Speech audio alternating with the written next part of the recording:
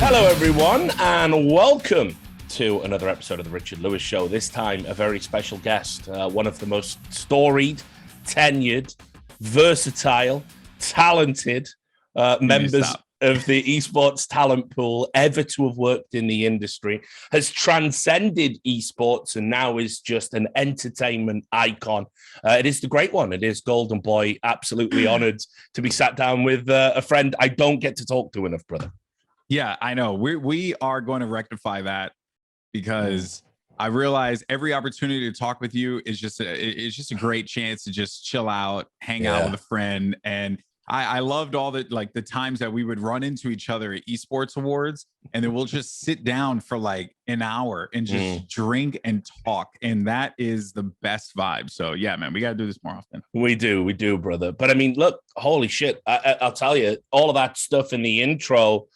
What a crazy, because obviously this has all happened to the backdrop of the pandemic and everything. What a crazy couple of years you've had, brother. Like it's actually insane. You're everywhere, super successful, obviously at G4 now as well. You had a spell on mainstream TV we'll talk a little bit about.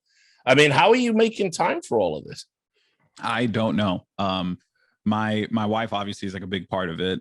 You know, she helps keep me very grounded. Although there are times where I know that I am the absolute worst. She somehow manages to stick around, which is very impressive. I think you should be interviewing her. So yeah, no, it's very helpful to have like a good support system. You know, my friends and like CSA, you know, Kurt and Andrew. Well, like, you know, it's just great to work with folks and communicate with folks that, you know, like have your back, believe in you. And it just helps make everything like so much simpler, you know.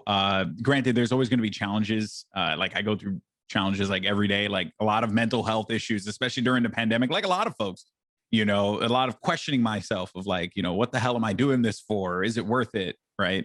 But it's been a roller coaster for sure. And I always say it, like I'm super grateful because, you know, I had no broadcast journalism experience, and I have no like radio experience. I have no like acting experience. I'm just a freaking dude from the Bronx, and that's it. And that I got nothing else. So what you see is what you get. So I guess you know, people liked what they saw somehow.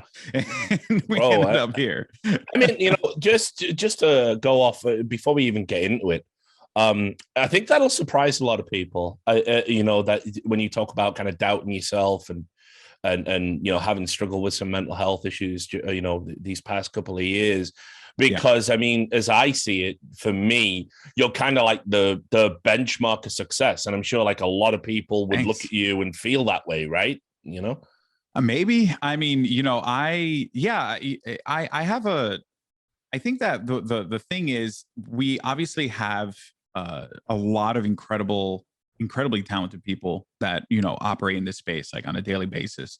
And I really just wanted to do my own thing, right? I'm a person that, like, above all else, I love video games. Like video games they were such an important part of my childhood. Not usually everyone's like, oh, you know, I played games, blah, blah, blah. Like I played video games to stay off of the street. I played video games because I faced a lot of like social anxiety problems. I didn't really know how to communicate to people when I was younger because everyone always just like, I don't know. I always just felt like I was from the outside looking in. So I never quite grasped like what it was that like drove me to do the thing that I'm doing now, which is like diversify myself in esports. But I'm just glad that it worked out, you know, because it was that passion for so many things. Like I love mobile games. Like I love FPS games. I like battle royales, right? Like all tactical FPS games. Like I love all this stuff. So it's just nice to be able to like like touch it in my own unique way and like be involved in it. So yeah, I don't know how it happened, but I'm very grateful that it did. Well, I mean, look, you say you've been able to touch it. I'd say you've done more than that. You've got a very firm grasp on it, because when I was researching this, because, you know, I wanted to throw in some pointed questions in esports that maybe I'm not, you know, as familiar with. I think you've got the most Liquipedia pages out of any motherfucker. Like it's crazy. Wait, really?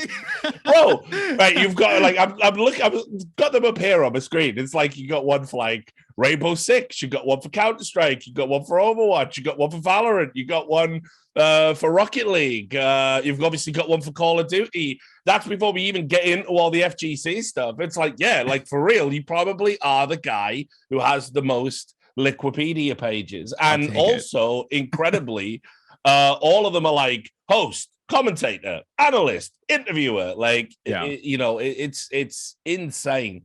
Look, there's a good starting point. How is it that you are able to spread yourself across so many games that are all fundamentally different in an industry where most people advise specificity as a strategy? Yeah. That's actually so great question, because I started off, right, for those who don't know the story, I started off as a Call of Duty commentator. Call of Duty was a huge passion of mine. I competed as well, so I was very familiar with the game, the terminology, the ecosystem, how everything worked, right? But when there was a stint where I was unemployed, I'm trying to remember when it was exactly, but I at the time, because you remember WCG used to do these mobile like qualification events, right? Yeah. So I had played Asphalt, which was like, this mobile phone game, great game, by the way. Yeah. And I was like really like into just becoming good at that game so I could win this thing, because we needed money for my dog's surgery. It sounds really weird, but we adopted a dog off the street, and he had an enlarged heart. He had a heart condition, and me and my wife, like, we love animals, so like we love dogs, and we just wanted to take care of him and give him a good life, right? We were told he only had like 4 or 5 years left to live. We wanted to make sure that those 4 or 5 years were good years for him, right? So I wanted to win this money for this particular asphalt competition that WCG was holding, so that we could pay for some medical bills for him. And then while I was prepping and like training, I was at my wife's or my mother-in-law's house, and I was sitting down on the computer, and I was like watching this documentary that I just found today, because we needed it for a G4 segment that we're doing, called Hung Joon Wants to Go Pro. And it's a documentary literally about a K-pop idol who wants to become a professional gamer, and he was a StarCraft. He wanted to become a professional gamer in StarCraft. So I saw this and I was like, this is sick. Like, this is really cool. So I was learning about StarCraft and just esports in general, while also training for this WCG tournament. And it just felt like a freaking anime. It was like really sick. I was like doing all this stuff, and I was like, I don't know what it was. I was like so enamored. So I just got into it. And then when we got to WCG, I was there with my best friend. He had qualified as well, because we qualified and we made it. And I trained him, and we went together. And I sat there and I watched one of the first League of Legends tournaments. And granted, I had no freaking idea, and I still don't, with League of Legends, like what the hell's going on. But I was like, this is sick. Like, this is so cool. This is so different than what I've seen before. So that kind of just led to this interest in esports as a whole, rather than just one game. And then when I had the opportunity to kind of branch out of it, branch out of Call of Duty, I went for it, because I do like a lot of different video games. Like I say, I'm a video game fan first. Yeah. So you got a good video game, I'm going to be into it. But and then, sorry for the long-winded answer there, but to kind of answer the question, I look at the way that I operate is I recognize my limitations, right? You will never hear me commentate a Counter-Strike game. Never. Like, could I? Sure. If I put in enough effort, like anyone, I believe anyone watching this could do it, but I recognize my limitations. So when I go to, say, an ESL, for example, to do Counter-Strike, because the only ones I did were ESL Pro League finals, and I did the major. Yeah, the Boston major, with my voice cracking and everything. Fantastic moment. Yeah, it actually was a really dope moment. But but yeah, I did that, and I said, okay, there's no way I'm going to be a desk host because I can't put that amount into it. But I know that I can get stories out of the players. So I was very focused on doing interviewing, and that's what I want to do, right?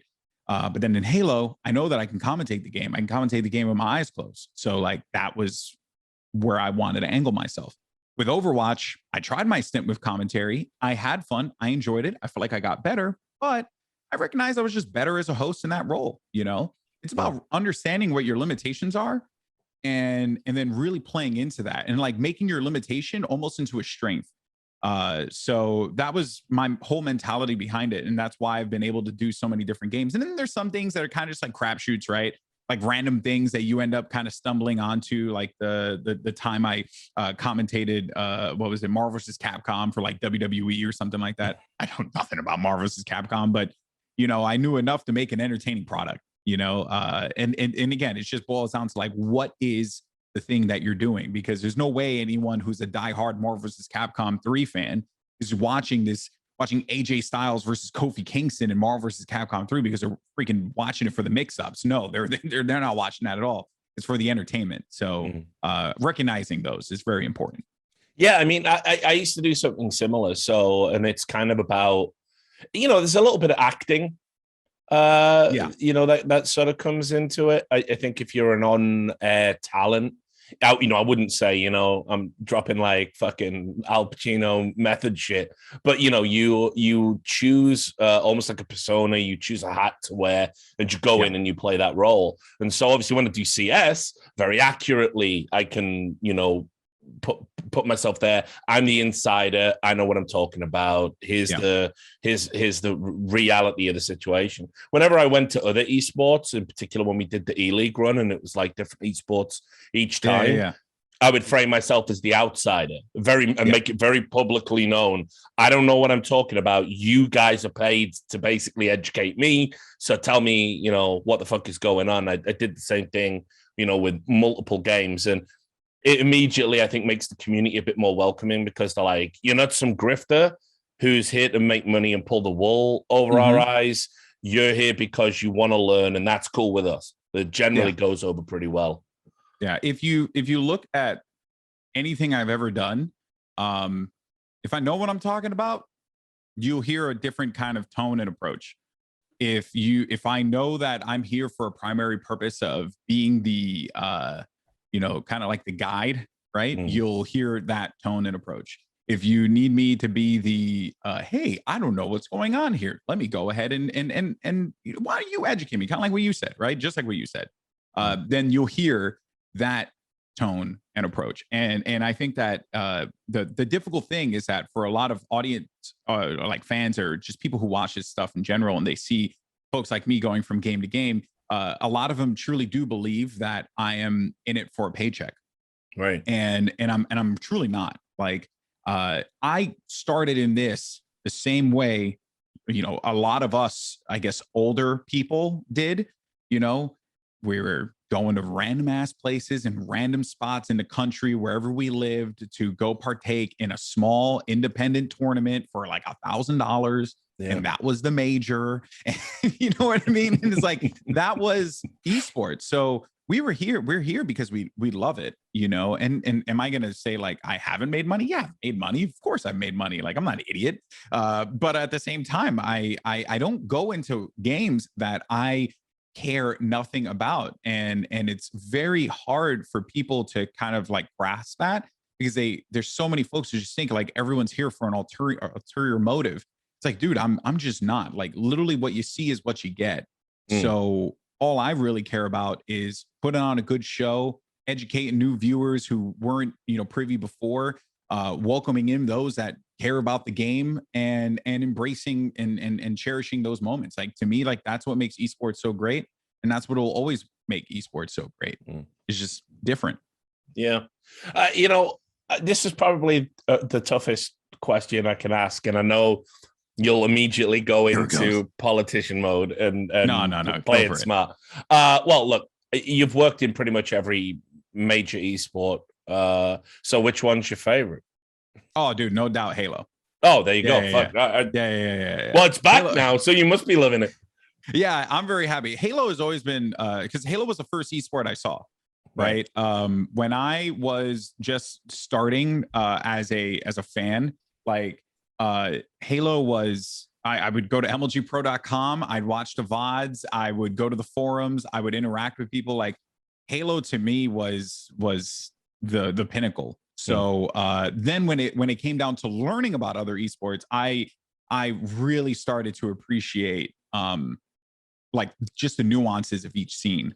But Halo has and always will have my heart. And I would probably say a very, very, very close second probably would have to be Overwatch, but it was because of like the experience, if that makes sense. Yeah. Like it was cool, you know, at the time. Well, I mean, look. So I just want to talk a little bit more about Halo because I did do a little bit of digging into that, and you know, look, I don't want to put you on the spot by talking about Overwatch too soon. Oh no, go for it. So because you know my views are well documented, but I mean, you know, we've seen Halo have like this like resurgence as an esport, and obviously it was just outside of my periphery when I started getting into esports. I was a Counter-Strike fan first and foremost, and I missed the big kind of Halo blow up and the big Quake blow up. That's just a little bit before my time. And then when it was, I mean, but I do remember, even from my vantage point, you know, hey, look, the winner of an MLG Halo Championships on the side of a can of Dr. Pepper, and I remember that like blowing my fucking mind. Yeah. So I mean, what do you think now about this kind of like, you know, little mini resurgence it's had, and is there like a viability there for Halo to get back to you know, its rightful position as you see it as number one? Well, you know, I mean, like, I'm not going to sugarcoat it. Even like back then, because we don't really have any of the hard data for Halo, so I don't know how many people actually like watch. Like the one thing everyone always goes back to is that Halo 3 moment when there was over a million players online. It was like 1.8 or 1. Yeah, it was like over a million basically. And everyone always goes back to that. And they were like, this is the high point of Halo, and we'll never get back to that. And it's like, to some respects, like, yeah, you know, you're not wrong, but you also kind of have to look at the context of why Halo was so big, because, you know, Xbox Live was still very much like a new thing, right? We only really had one or two really popping games on the original Xbox. And one of those games was Halo 2, because there was like nothing else that was like worth the time, because no one understood how to like make online games for console like as like a, you know, a real thing you could sink your teeth into. Like no one really grasped it like back in the OG Xbox days. So Halo 3 comes out, it blows up, everyone's losing their mind over it because, well, what else are you really going to play? And then what came after that? Call of Duty 4. And then you started to see Call of Duty, which was also gaining a lot of popularity. You started to see Call of Duty take over, and then Halo kind of went down. And that, unfortunately, is just a reality of console gaming, where, like, you know, that audience, they just get the new game and they play the new game. And like retention, I can only imagine it was like extremely difficult back then. But yet, even then, Halo still had a sizable, decent audience of people playing the game. But it wasn't one of those things that like we knew that, or at least I knew that it wasn't the biggest esport in the world. Not when you had StarCraft across the ocean, like, you know, dominating an entire country, or when Counter-Strike was like the hottest freaking thing, or Quake as well, right? So it's about like understanding as a Halo fan, like what the Halo limitations are. Do I think that we can become like a tier 1 esport? Yeah, I think any game with a dedicated audience and great production and real investment in it, I think it definitely can. You know, like look at Rocket League is a really good example of that. But it's going to take a really long time for something like that to actually happen.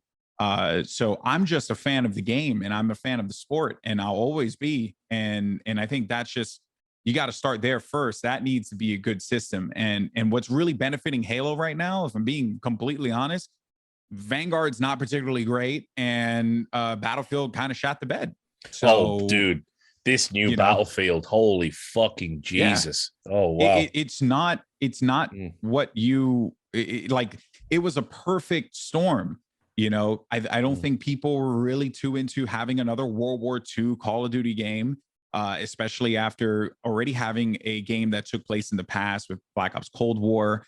I think people would just want to look forward, but not too forward, if that makes sense. Yeah. So there's just, yeah, it was kind of like a perfect storm. And then also too, like CDL, the structure of CDL is not very welcoming at the moment to the amateur and up and coming players. So they're going to turn to the game that is welcoming to them. And right now that's Halo. You know, who knows how long that lasts for, right? Yeah. Well, I mean, obviously, a lot of, because streamers always go where the new hotness is, obviously, because that's their business. Yeah, you have to. It makes sense. Obviously, a lot of streamers jumped into Halo, and some for the first time, some were returning. Players, obviously people like Ninja and stuff of history and everything else. So, it kind of got that big injection where I think a lot of younger players, for many, this will be their first Halo. This will be the first time they've played the game. So it does feel like there is some potential there, as you say, to like gain some momentum on some of the other shooters, if it's kind of properly, if that opportunity is properly seized. I mean, and that's the important part. It has to be properly seized. It has to be properly nurtured, because that's the issue with a lot of esports right now, in my opinion. It's that, I mean, I know you didn't want, we were going to save it for a little bit later, but I just to reference it, like, when you think about Overwatch and, how they tanked their entire tier 2, tier 3 scene. You've right before the launch of Overwatch League. It's like, there's a reason why it's called grassroots. Like you got to build. You can't just expect a giant oak tree to be present in your field if you're not going to put time to tend the field, right? Like, and that was the issue that Overwatch had, and that's the reason why I am very bullish on Halo, because like last week we have 511 teams sign up for the North American Pro Series.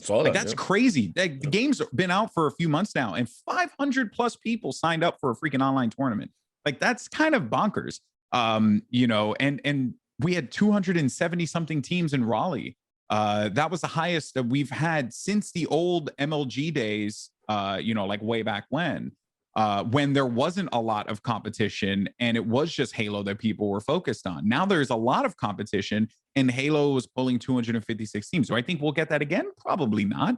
But just the fact that we were able to do that one time is incredibly impressive. So you have to nurture your scene. I do think that HCS 343 is doing like a decent job at that, but there's a lot of things that need to be fixed. Like they have to address the mouse and keyboard issues so that it can open up to that side of the audience again, and they can feel like they're heard and welcomed. There's a lot of bugs, a lot of technical problems. Observer mode needs some work. I'm still very optimistic, but now's the time that you got to get to work and make this all happen. Yeah, and look, I think the advice, if there's anyone out there that is thinking about kind of trying to help Halo get along as an esport, the reality is never assume you have got time to fix the problems, like the priorities down the road. Yeah, because you don't. Go ask PUBG. Who would have thought that would be a bust? And they're going free to play now just to essentially keep their player base up. Yeah. Because outside of China, the numbers are down across the board. And it's like, they just didn't invest enough in the esports side up front. Very Fortnite has gone stagnant, which I know will pain your heart. Obviously, haven't been a commentator. Yeah. We worked at a Fortnite event together. That's right. It's like you've got to get on top of these things. And also things like you say, a replay system. This shit is core of what esports is, because 100%. People want to see the great plays. People want to follow the great players. People want to learn. People want to develop. That's the essence of it. So when you leave that out, and again, I'm talking to you, Riot Games, when you leave that out of your titles, it's like you don't understand esports, essentially. What's interesting though is that I will give Riot some credit, because I have to, begrudgingly, because I do think that like they spun up a lot of things like very quickly, which was quite impressive to see.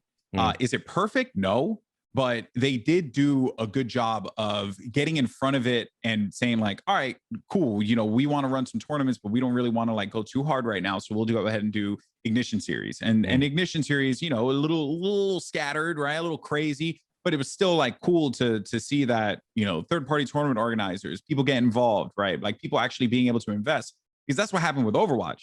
Everyone wanted to invest in it. ESL was ready to drop dimes. I remember Turner was ready to drop dimes. Like everyone wanted to get involved in Overwatch, and Blizzard's like, nah, fam, we got this. Trust us. And it's like, I don't know. Whereas like Riot now is, you know, they're kind of in this very weird boat where like they want to support the third-party TOs, and we'll see how it works this year. And then they want to own and operate a lot of what's going on. But then when it comes down to like replay modes and ways to make players better, like all that stuff, if that's very core to CS, that is not present in Valorant, it definitely, it really hurts, because if you're gonna take a shot at the king, you better be ready to defend yourself. And I think that's but it is good. I think it is a positive step in the right direction, Valorant. We'll just have to see how it goes this year. Honestly. Yeah, I mean, you know, for real, I've said this many times. You know, I don't have a great time with the Valorant community per se, because we're kind of back at the fucking start of, you know, they've just got into esports. This is their first esports love it, the passion. Please don't talk to someone who's been in the industry 16 years like you know a fucking thing, because you fucking don't. And they don't understand journalism. They assume every journalist's a liar, and the players are always true. They're really soft-skinned to what I'm used to, coming from, you know, Call of Duty and Counter-Strike and shit like that, where, you know, pros used to flame each other for fucking fun. It was Call of Duty was outrageous. There were meme videos about pop-offs from Call of Duty. Great. Gears of War. Gears of War. Yeah. One of the best. Like, I will always say this. Okay. Listen, you may watch Richard all the time and you know about CS and League of Legends. Just do yourself a solid. Just go look at Gears of War esports trash talk videos. You will see some quality banter. I guarantee you. It is so good. I think trash talk's like an important part of it, right? Yeah. So long as you look, talk your stuff, talk your garbage, and get up and shake hands and then move on. That's all. That's the only requirement I ask. You shake hands because you keep it on the field. That's how it was when I played football. Yeah, how it was when I played soccer. Like you keep it on the field. You're talking crap because you kind of in a weird way respect your opponent, and that's like how you go about doing that. And then so long as you shake hands at the end of it, you Gucci. But a lot of people kind of lost that mentality because everyone's like afraid. Now, I just saw too many manufactured dramas, you know, in Valorant. So it was like, you know, like I made a couple of videos like about, I think it was Soulcast from like Liquid, who's a hell of a player, by the way, and seems a nice guy. But I was like, dude, you're too soft for this world. Like, you know, if you're like getting upset because like a host makes a joke about you on a broadcast, like not playing well when you didn't play well, like fuck your feelings, get good. That's my attitude. And I think that's the mindset of a champion. But, you know, so I made a video about that. So I'm on record, and some of the Valorant crowd didn't particularly like that. But I saw one about a month ago. It was, I think it was Tenz's girlfriend, or, you know, I can't keep up with who dates who in esports. I'm an old man. I shouldn't even know. It's fair enough. Yeah. But you know, so apologies if that's just nonsense. But anyway, I think it was. And she's a streamer too. And I think she'd said some dude had noodle arms and was scrawny on a stream. And it's like a 500 comment front page thread. How dare she body shame? And I'm like, man. Guys, you don't really believe this, do you? This is like the schoolyard talking. This isn't sports, it's school. And it's like, it's cool that you're young and you're into the same shit I'm into as an old man. But, you know, we're going to have to agree some ground rules that you can't get bent out of shape every time someone says something like fairly throwaway and innocuous like that. So I've had my trouble with the Valorant community and going over. It was like the teabag debacle. You remember that? Yeah, like, shit, there's another one. You know, that death threats over a fucking teabag. Come on. Like so the other day, I was hanging out with, oh my goodness, I think it was Doa's wife and Doa. They came over. And our friends Rosa and Lorena were here. Shout out to Esports Makeup. They're great friends of ours. It literally made the experience living in California like that much better. And we were all hanging out, and forget what it was. We were playing like Clue or something. We were playing board games. And then someone made a joke about teabagging. So then Doa's wife, who doesn't come from esports, like didn't understand the term. And then we had explained it to her, and she just thought it was funny. And it was like, because it is funny. Like, it's stupid. It's taking tea and dipping it into a cup, and then you take the tea and you turn it into, male genitalia, and it's stupid, but like, who gives a shit, right? And I just thought, like, I remember, like, it was cool to explain what teabagging is, to someone for the first time, because it's hilarious and it's silly. And like, my wife, who was a school teacher, would play Halo religiously and would shoot bodies and teabag. Like, this is my wife doing this. And I'm not, look, and everyone has different appetites for things. So I kind of sort of understand it. Like, some people don't like it, other people do. But I'm of the mindset where it's like, again, you talk your crap, you get up, you shake your hands, you say GG, you move on, like, whatever. But yeah, I mean, people just get so bent out of shape about things these days. And it's like, I'm too old for this shit. Yeah, I know. It's like, don't get me wrong. It's like, there's definitely some like shit I'd want to get rid of. 100%. There's a ton of like relics and kind of fossilized thinking that we don't need to propagate. But equally as well, like, in all competition, like, do you think motherfuckers out there on the NFL on a Sunday, you think they're all walking around slapping each other's asses like, oh yeah, great tackle, dude, and like, no, obviously they're talking shit. You've seen them; they're flexing when people are down and stuff like that. Oh yeah. And it's great, but do 99% of competitors respect their fellow competitor and don't want them to get hurt? And we're all trying to achieve the same thing, of course. And like, our version of that is stuff like teabagging and trash talk, and it adds a flavor to the game, and it's fun. That's what we're meant to have fun, guys. Like, we are meant to have fun. That's the worst part about it. Serious. That's the worst part about it, is that we went from like, we lost sight of the fact that we're talking about video games. Yeah. Like, we just lost sight of that. Like, it's supposed to be fun. I don't play a video game because I'm trying to become a professional player. I play a video game because I enjoy it. It's as simple as that. Single player campaigns, mobile games, multiplayer games, VR games, right? Doesn't matter. I play games because it's fun, period. And we just have seemed to lost the plot on that completely. And now it's just like, how can we get, like, really bent out of shape about stuff? And it's like, dude, like, just play the game, to that effect. It's like, I understood I felt like she didn't need to issue out like this really long-winded apology, but hey, she did what she needed, what she felt was right. And I applaud that. But yeah, I mean, dude, it's just like, what are you going to say? Right? What are you going to do? Because there's no way to fix it. Like, you can just continue to say, hey guys, we're playing video games, let's have fun. And then people are just like, no, I want to go ahead and tell you about why you're wrong. And it's like, well, I think sure. That when you have a problem, and that's generally when, if you're focusing more on the drama than the sports, like, for sure, then you've lost it. You're at that point, you're into something else. You're not into the hobby. You're not into the fandom, whatever you want to call it. You're into the bullshit. And if you want to be into the bullshit, that's fucking fine. It's your money, your dime, your time. Channel your energy where thou wilt. You go with God. I bless you. Have at it, right? Because some motherfuckers do just live for that Twitter beef or whatever, and that's not taking it. We all gotta get through this somehow. We're in a time, dude, where like people just care about likes and retweets like way too much. Like, that's just what it boils down to. That's it. I wish the bird app had never happened. Like for real. There's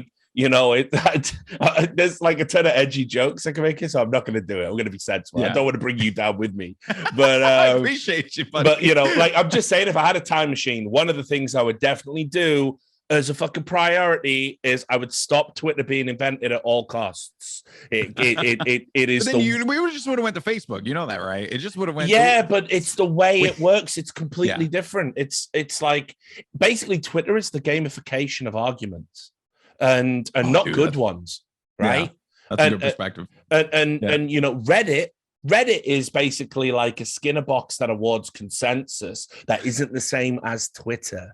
Facebook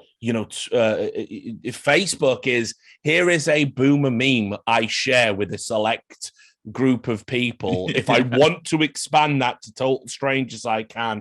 But generally, it's your fucking grandma posting a fucking JPEG from 2003 you've seen 500 times. That's what Facebook is.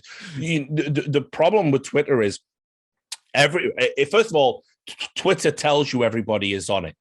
So it's like being in a public square with everybody else of all levels of importance. I can tweet the president of the United States. Spoiler, you're not, but you think you are. And I can tweet all of my friend group. It's like this. They play it off as a positive that it's democratized in terms of like personalities. Not a good thing. There has to be some strata. Like I'm not meant to interact with politicians to that degree where I obsessively, fastidiously message them every day. That used to be considered harassment, even if you were writing letters 20, 30 years ago for my boomer ass. So to the point, as I said, it's the gamification of arguments. What people do is they put an opinion out, laboring under the delusion it's just for their followers. It's not. Anyone with a Twitter account can interact with your opinions. And then you're hoping that it's the good opinion. But if enough people notice it and think it's the bad opinion, they spread it, they propagate it, and bring like-minded haters to basically come and harass and harangue you. And it's like very fucking disturbing. And it encourages some of the worst types of mob behavior and crowd behavior. So Twitter fucking sucks. I mean, it really does. and it sucks because we need it. You know what I mean? Like we need it to do our job. People say delete your account, but it's like, but if I'm not there and everyone else in the world is, and I've got shit to sell, I'm hurting my own business. So that's the reality, right? Like we can't get away from it no matter how hard we try, because the harsh reality is that and it really sucks to say this, because especially in esports, it feels like it's no longer about how good you are at your job. It just matters that you have the loudest megaphone and that you can yell to people on the other side of the world, because the age of traditional marketing and all that is slowly, painfully dying. And the best way to go about doing it is your Twitter, your Instagram, or a Reddit post or whatever. Like that's how you market these days. So it's like everyone is like tied to this thing in a very, very vicious circle that is never going to end. And everyone's trying to beat their high score, right? Like people, it's like you talk about negative reinforcement, right? And it's it's why there's so many grifters in online politics, and I'm not even saying right, left, fuck all that noise. They exist everywhere. And what they do is they just repeat the bullshit that the motherfuckers already believe. They then like it, retweet it, follow it, recommend it to their friends. New high score achieved. They go, oh, this is great. Actually, all I have to do is lie and say the same thing over and over again. And people will subscribe to me, follow me. And then eventually I can parlay 500,000 followers into a book deal. I can parlay 1 million followers into a TV show. And then suddenly these grifters have bigger platforms, more money, more success. Twitter is say their crap. Twitter is uniquely disgusting for that, I think.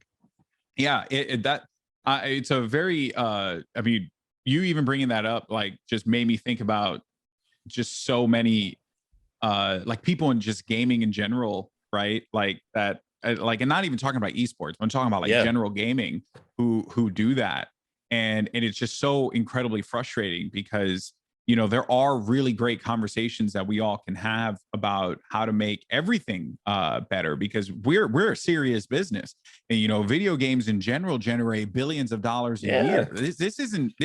We're not talking about Atari 2600s here, people. Like, we're talking about the stock exchange. We're talking about the future of our economy. Gaming is like a big part of that. Entertainment in general is a big part of that. But gaming as a whole has just made so much money. So people look at that and they're like, well, how can I go ahead and get in here and try and like abuse this system? And I always joke with my friends about this, because I say like the reason why I will never like become like a big named a brand like obviously like I've done a lot of work and I'm blessed to have had so much presence in esports and stuff like that, but you'll never see Goldenboy as like a household name alongside like Ninja or folks like that. And not saying he does this, but just that I just don't freaking do the drama shit. I just don't. Sometimes, right, you get into you pop off just like the way like Ninja did with the Drake stream. But a lot of people, they lean into the drama as much as they can, and then that is like how they generate their views. And like, bro, you're just not gonna find drama with me. You're just not, because I just don't give a shit. Like I'm a 34-year-old man who's been married for over 13 years. Like, I don't care. Like I don't care who dates who or what game they're or what they're not streaming on Twitch and what they are streaming instead. Like, when the hot tub things were going on and everyone was like so bent out of shape, having worked at Twitch, like I have I'm very grateful to have had like a great perspective on that. But anyone with a brain could tell you like, hey, the people that are watching the hot tub streams, they're not taking viewership away from you. They were never going to watch you to begin with. So you just need to just accept that reality and move on with your life, or maybe just make better shit, and people just cannot wrap their heads around that. So whatever, I mean, but it's always good. It's always fun for a good podcast discussion. Tell you that much. I mean, put it this way, like, obviously, I guess in a way you could sort of view me as like a bit of a bottom feeder because, as a journalist and sort of a commentator. Yeah, but you're a journalist, right? I think there's a difference. I've always look, real talk, bro. Because I've think the world of you, and I've known you for a while, and I have nothing but the utmost respect for you. You're a journalist first and foremost, right? You've always been. You do podcasts. Yes, you provide your own editorial on things, as does everyone. I provide my own freaking editorial on things, but you are a journalist first and foremost. And I never really view that as like a bad thing. The things that I view as a bad thing is like when you're purposely going out there looking for shit. Like you're looking for stories. Don't get me wrong, but you're not creating stories out of thin air. If something happens, you talk about it. That's just the nature of the beast. That's journalism, but you are like, at least that's how I've always viewed it. But anyway, I digress. That's my, Hey, my Richard Lewis soapbox for today, No, I try and, like not to get in. It's just weird. I think it follows the people that are like kind of vociferous and forthright in their opinions. I think a lot of people really don't like that because that option is closed off to them. So they know Richard Lewis, the guy who's worked in esports a bunch. And I guess the assumption is I'm some old washed up guy who, because of his like contacts and connections and, I know where everyone's bodies are buried, I get to do what I want without any reproach or reprisals, which, by the way, I make decisions that cost me money based on ethical things. I say things that preclude me from ever working with certain companies, and everything I do. It's not real. I don't really think this is what's best for Richard Lewis and Richard Lewis's wallet. I think this is what's best for the industry as a whole because it's something I've worked in for a long period of time. They never met Richard Lewis that used to work in a fish and chip shop and used to have a really abusive, racist boss who hated, even though he thinks I'm pure blood English, and he was pure blood Welsh and he fucking despised me. Suck, man. And he was a tyrannical boss, and I just had to shut the fuck up. I couldn't no back chat.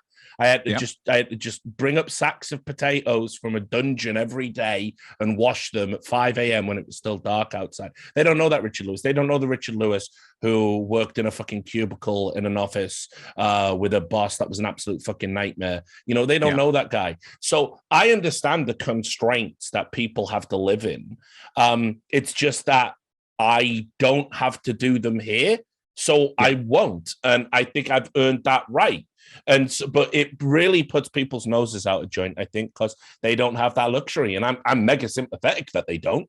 But you shouldn't be bitter about it. Yeah. I'm with you, man. I think that, there's so much, because I always tell this to folks, like when I meet them at events and stuff. they're like, oh man, I didn't expect it. Cause when I do like Halo tournaments, I play like this character of being the global icon and national treasure, like I do this still silly stuff. And I lean into it because it's entertainment. But at the end of the day, I give respect to everyone I talk to. Someone comes up to me at an event and they want 5 minutes to chat. I give them 5 minutes to chat. Even if I don't have 5 minutes to chat, I'll give it to them. Because we're all just a bunch of normal ass geeks that just really like video games and just want to be here. Yeah. And people just lose sight of that. They I think that also too, a lot of it is boiled down to like this God complex structure that Twitch is kind of I want to say Twitch specifically is propagated because the YouTube did it, way before. But there definitely is this like, I'm hot shit because I am, I have 10 or 40,000 viewers on Twitch every single day. It's like, no, you ain't, dude. Like your poo smells the same as everyone else's. It ain't no, you're just a normal person. You're gonna live and die just like the rest of us. And I think like when you lose sight of that, that's really where I see a lot of this kind of like vitriol spin off from. It's been kind of pushed upon a lot of the audience, and they believe that is like the way to act, and it's simply just not. Like I stand by my tweet. Like human decency and respect, like those are the basic principles upon which we should operate. I'm sorry, it's not the most sexy and clickbaity things, and it's definitely not going to be the thing that will attract anyone for a YouTube thumbnail. But I really, really, really do believe it, and I stand by it because that's how my mama raised me. So it's like, what else am I supposed to do, right? But yeah. So here's a question, and I'm going to use it to segue into Overwatch. Given that you are a studious individual, very thoughtful individual, do you, when you take jobs, are there any like kind of, I don't want to say ethical, I think that's a little bit too overselling it, but are there considerations about like, I don't want to work there because I maybe don't like that company or what they stand for, or they're sponsored by this company and stuff like that? Because you're very ubiquitous, but I imagine as well, because a lot of the time as a host, you're essentially the face and the voice of a broadcast. These things must have cropped up from time to time. Yeah, it definitely has and does. There are things where I try and steer away from. I'll give you a really good example of it. Recently, I did a thing with WWE that partnered with the U.S. Army, and and I know that anytime the Army is brought up in conversation, especially in connection to gaming, it is brought up in a very negative sense because I get it, right? My father served in the military. Actually a majority of my family members did.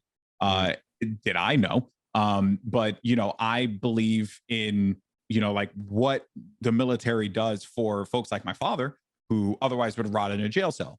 So he found purpose serving his country, and to that effect, I'm proud of him and I salute him for it. But I'm not saying that the military, that the Army is squeaky clean and like they do all the good things for everyone. Like, no, like I understand that there's like some pretty messed up stuff that happens, and I'm very, very aware of it.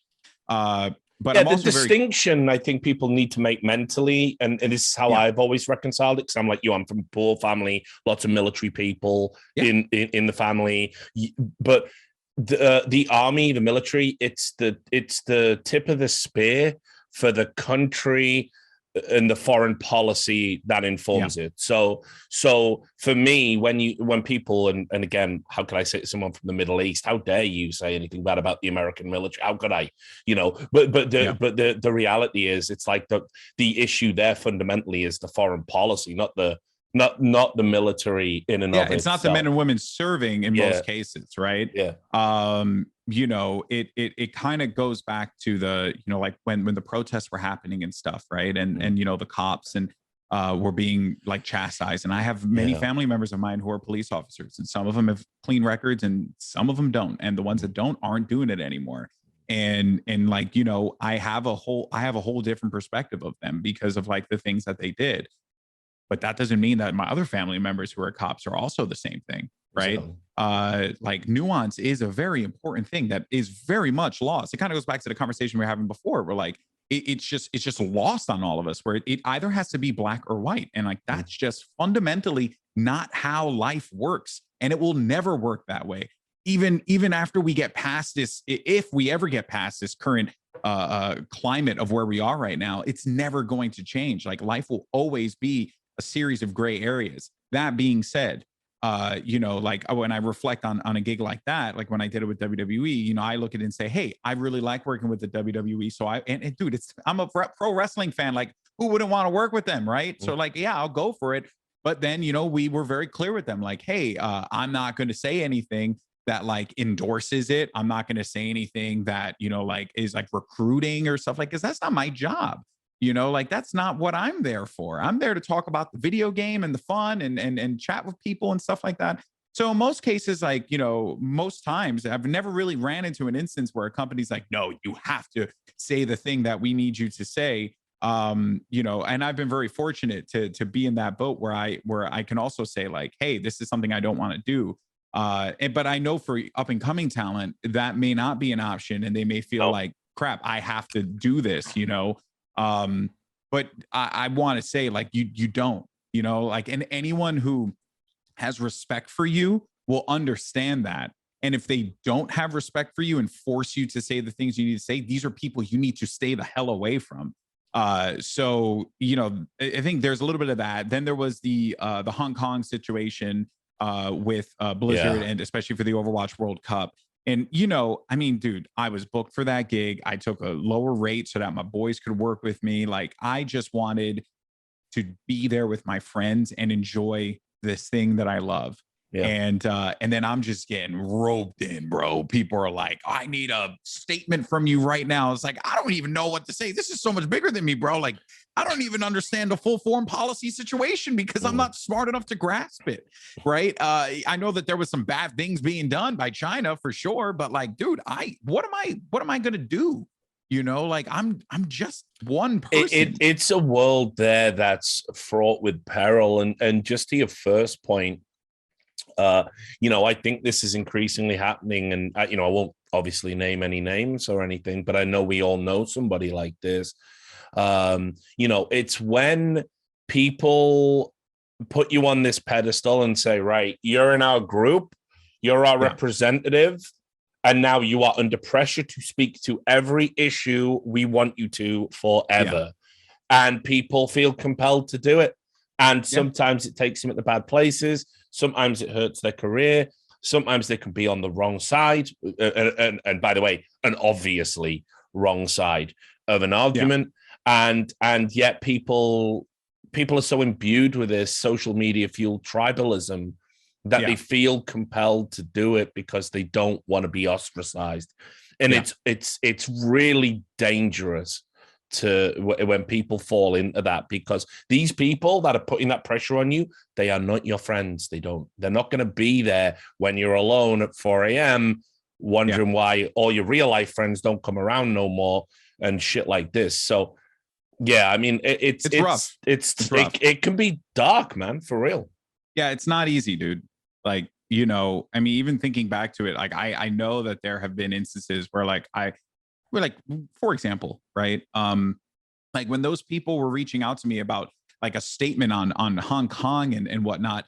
Yeah, of course I'm an American. Of course I support democracy wherever it can be, right? Is it a perfect system? Fuck no, it's flawed as hell. But like I support people to be able to have a free will and free choice to do the things that they want to do, within reason. And if it obviously it doesn't hurt anyone, I'm all about that, right? But it's just one of those things that it's so frustrating. I believe there was like a person a while ago. I just wrapped an event. I'm drawing a blank on which one it was. It was a person working. I want to say it was for the Post or for Washington Post or something like that. It was for a newspaper. And they had asked me about, like by me being a commentator or a host for this thing, does that mean that I'm supporting gun violence? Oh my Lord. And I'm like, oh my Lord. No, that it's a video game. By the way, you know who supports gun violence? Like, yeah, right. Like, I don't freaking support. Like, look, am yeah, I wild about I the love the shootings that murders. occur? Yeah, like, what Yeah, the like, fuck are am you I wild talking about the about? shootings that occur? Fuck no, I'm not. Like, I'm not. I don't want that. Like, who wants that? Yeah. But you know, I also like respect our Constitution, and if people, you know, like want to be able to bear arms, like, you know, do so. But if you do it again, respectfully, you don't affect others, right? Like, do I support background checks? Yes, I do. I do think it's very important because there are a lot of crazy mofos out there that probably shouldn't have access to a weapon. But like, what do you want me to say? Oh yeah, I totally support gun violence because I go ahead and commentate video games that have guns in them. Like, what's wrong with you? You know, and it's in those instances where I see that and I'm like, you're clearly not interested in like actually having a conversation. You're interested in generating as much likes, retweets, clicks on your website as much as you can garner. And that ultimately, you know, it's why, like, I try my best not to go and support the outlets that are out there just purely for that. Like, I'll donate to you know, ProPublica and stuff like that, like independent journalism and shit, because I think that stuff matters. But yeah, dude, it's wild, man. It's wild out in these streets. So you got there automatically. I was going to say, you know, you worked on Overwatch and you know, I mean, we'll talk about the league and the esports stuff in a bit, but you know, just against the backdrop where it's really hard to kind of like express just how much Activision Blizzard's stock, and I mean metaphorical, not literal, but that too, has plummeted. You know, as a result of like just the terrible practices that were going on at that company. And, you know, it was bad enough when it was terrible consumer practices.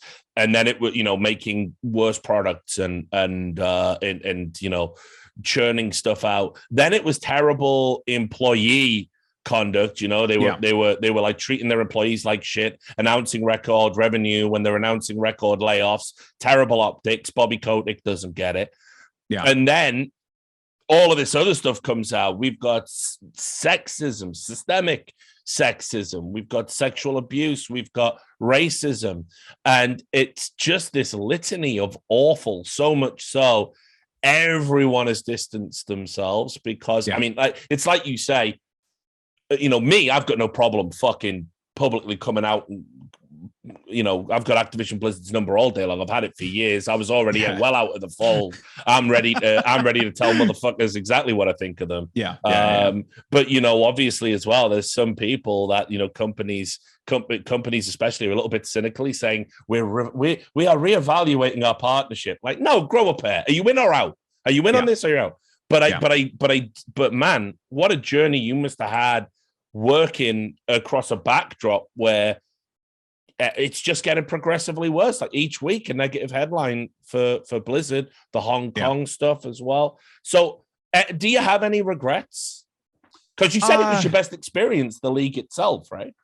Well, because, you know, I go back and I think about that first final that we did at Barclays Center. It did look pretty good. Just seeing people come together and just enjoy something was dope. To see 20,000 people chastise DJ Khaled because no one cared, you know, like, it was great. Like, I thought that was awesome, right? It was an experience we all shared together.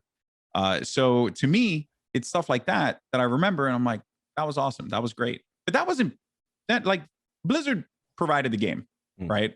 You know, big part of it for sure. But the bigger part of it is the community and the community that forms around it. You know, good eggs, bad eggs, obviously, as you do in every single game.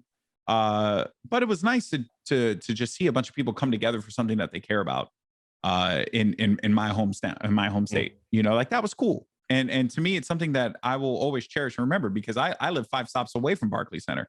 I would go over there for Monday Night Raws and SmackDowns and, you know, like, watch pro wrestling happen in that building. So to be able to, like, work the floor, walk the stage, and like welcome these people at Barclays Center in my home was just a really incredible experience that I will never forget. That said, sure. Like, I don't regret my time doing Overwatch League or working with Blizzard or Activision. Like I truly don't, because I've worked with some pretty great people over there, and folks that are very much detached from the crap that happens and the bad stuff that takes place. Maybe some of them are attached to it. I get a different view, and this is something I always have to explain to folks as well, because it's like, whenever people, like, I meet people, they are, I could tell when someone's on their best behavior, and when someone's just being real. You don't do this for this long and not get that vibe from a lot of folks. So I just kept a lot my of fake circle, ass motherfuckers in our business, and I've kept my circle very tight. So as a result of that, I don't regret any of it. Like, I'm very grateful that I got to work with Monty and Doa for the first time, that I got to become close friends with Reinforced, Sideshow, and Bren, to call Zoe a sister, to be able to work with Malik, someone that I've always looked up to work with Semler as well, a person who I really enjoyed their work in Counter-Strike. Like, I'm so glad that I was able to interact with all those people and so many other folks that I didn't mention either. So, hopefully you don't get mad at me if they see this. But yeah, so yeah, it's very hard. I don't regret that, because I learned so much, and I think that was like the thing I pulled away from it. Am I happy to see, or not happy, but am I concerned to see all the stuff that's been happening with Activision Blizzard? Hell yeah, dude. What sensible, reasonable individual wouldn't be bothered by the crap that took place there? It's abhorrent. It's something that we shouldn't condone, and we should shut it down. We should shut down that kind of mentality, because it is not healthy, and it goes against my core tenets, which is just show people respect and human decency. Like, that's all it really takes. So yeah, I mean, I hope it didn't sound like a PR answer, because I genuinely do. It's exactly it's exactly kind of like where I'm left coming out of the major, where we had a ton of bullshit as well. Just like really dubious messaging and hiring decisions and terrible. Like, what are you supposed to do? Yeah, right? Terrible conditions. But I got to work with all my fucking homies again for like the first time since 2018 or some shit. So like, how can I be upset at that? And I think there's always this like pressure to like, because some people, as you say, are very black and white on this. And I'm kind of not a million miles away from this line of thinking. Like, I wouldn't feel comfortable taking like Riot money or certain sponsors. I wouldn't feel comfortable promoting Activision Blizzard till they get their house in order. And by the way, Riot Games, they're working through their shit. They're holding people accountable. They, try to wriggle out a pay into, money. And now they've just paid $100 million. They're doing some programs. Like, I'm not saying it fixes everything. Of course it doesn't. And, but, at the end of the day, there's some of these people that were disgusting, depraved individuals aren't even there anymore. And it's like, at what point, if you view Riot as a single entity, right, you get into that whole Theseus ship analogy, where it's like, eventually it's not even going to be the same employees. So how can I hate, Riot as a whole? So, I totally get it. But I mean, I wouldn't take their money, but equally as well, as I've said to people privately behind the scenes when they felt pressured, I've said, like, just pick and choose your battles. If you want to, if you truly believe in something, definitely don't feel bullied or like you're not supported and you're not loved. Speak out about it. But equally, don't be bullied or cajoled into speaking out about something that you're not too sure whether you're going to say the right thing, be on the right side, fuck up your whole career. Like a guy getting their first big break in an event, working for Activision Blizzard, compared to someone that's worked all of their events. You got to do. Yeah, you got to do what you got to do. There's a world of difference with someone who's finally getting to sit in the big chair, and then somebody like Frodan, right? Yeah, exactly. There really is, like, and here's the bit, right? Like, about Riot, because I worked with them for VCT, and again, like, I'm not privy to a lot of the stuff that had occurred post Valorant, because I really just didn't interact much with League of Legends, like, at all. So I know that there were issues, there were problems, there were discussing things that happened. There were a lot of things that just should not have taken place. And then on the flip side of that, right? It's like I worked with some really, really amazing people that I enjoyed like my time with, because we're just people trying to make a good show.